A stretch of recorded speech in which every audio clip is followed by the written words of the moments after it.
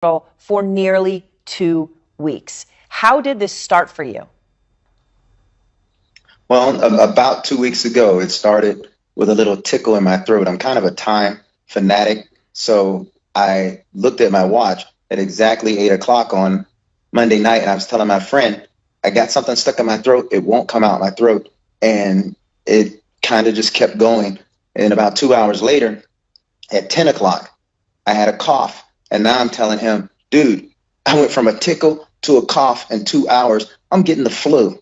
And the next morning, I laid down, or I woke up from sleeping all night, and I woke up with body aches and what I thought was the flu.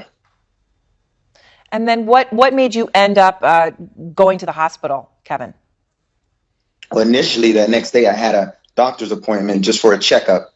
And I went in and they looked at me, no tests, no nothing. They said, you got the flu, and they gave me Tamiflu. So I left the doctor's office, went to the CVS pharmacy, and the girls there, they usually go inside and pick all my medication up. But I told them, I said, look, I'm so sick. Whatever kind of flu I got, you guys don't need to get it. And I got my Tamiflu through the window. So I go home, and 3 days later, they're telling me I'm supposed to feel better on a Tamiflu, but I feel 10 times worse. So I called a friend of mine, and his wife came over. I wanted to take a shower because I hadn't been in a shower in 6 days. And she comes over, and I'm passed out in the shower. And basically, she came in, she got me dressed. She told me, you have pneumonia, and she took me to the hospital.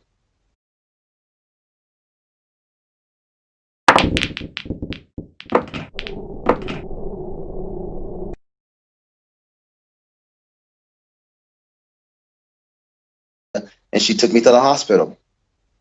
And I mean, look, it's incredible. It's incredibly lucky that you got there. And now, as I said, you've been there for nearly 2 weeks. And what are doctors telling you about where you are now? Just to make it clear, you're now looking at 2 weeks plus the 5+ days that you're talking about. I mean, this has been a very, very long period of time that you've had this and been in incredibly difficult straits. So what are they telling you now? Well, now they're telling me I'm going to make it. But to be quite frank with you, several doctors told me for 4 days when I first got here, you don't have the coronavirus, but we have to test you and we have to treat you like you have it.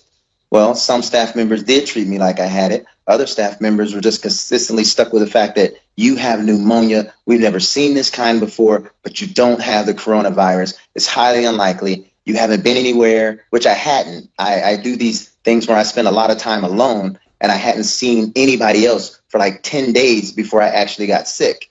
So they're telling me you're going to be fine. As soon as the cultures come back, we're going to know what kind of pneumonia it is, and we're going to treat it. But you don't have the coronavirus. You don't have the same signs. You don't have the same symptoms. You don't have half of what you should have if it was the coronavirus. I said, okay. And then 2 days later, I got two doctors sitting in front of me, one of them with tears in her eyes. And I'm like, what's going on? And they said, we don't understand it, but you have the coronavirus. I'm like, you just told me for 3 days I don't have the virus. They said, well, we don't know what to do. I said, well, what's next? And they basically said, pray. I'm like, how do doctors tell you to pray? What are you going to do to fix me? There's nothing we can do. We have no treatment. There's nothing we can give you. It's your body. Your body has to fight it.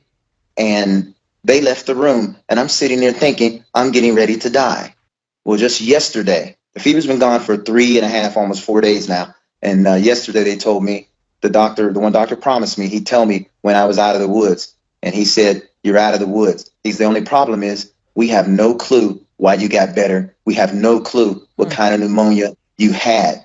There's absolutely no reason whatsoever for you to be sitting here. Well, it is an incredible story and incredible for people to hear what people on the front lines, what those doctors are doing, right? Something they'd never seen before, and they did everything that they absolutely could for you. Kevin, what do you say and look, let's be honest, many people are following what the government says now, right? You see empty roads, you see empty subways, you see it across the country, but we don't see it everywhere, right? I don't know if you've seen the pictures. I'll show them again to people. Spring breakers crowding the shores in Florida. Many of those beaches still open. It's packed. What do you say? What is your message to people who don't take this seriously? In the beginning, I was a little angry because I felt like I'm here dying and they're not taking it seriously. I'm as black as they come. We can get this. And it just amazes me how everybody's out there celebrating St. Patrick's Day. They're calling me the doomsday guy. A lot of them think that you guys are paying me to do these interviews, and they're doubting me. And instead of me getting angry like I had been, I'm telling people, well, I hope to God you're right. I hope you don't get it and nobody that you know get it, because I don't have the sniffles version. I don't have the sore throat. I don't have the little body ache. I had the version of this that kills you, and there was absolutely nothing they could do about it. These people have to take this serious. I know you're going to be inconvenienced for a while with social distancing. However, do you want to be socially dead 6 months from now? The same people that are going to miss you for a couple of months are going to miss you forever when you didn't take this seriously.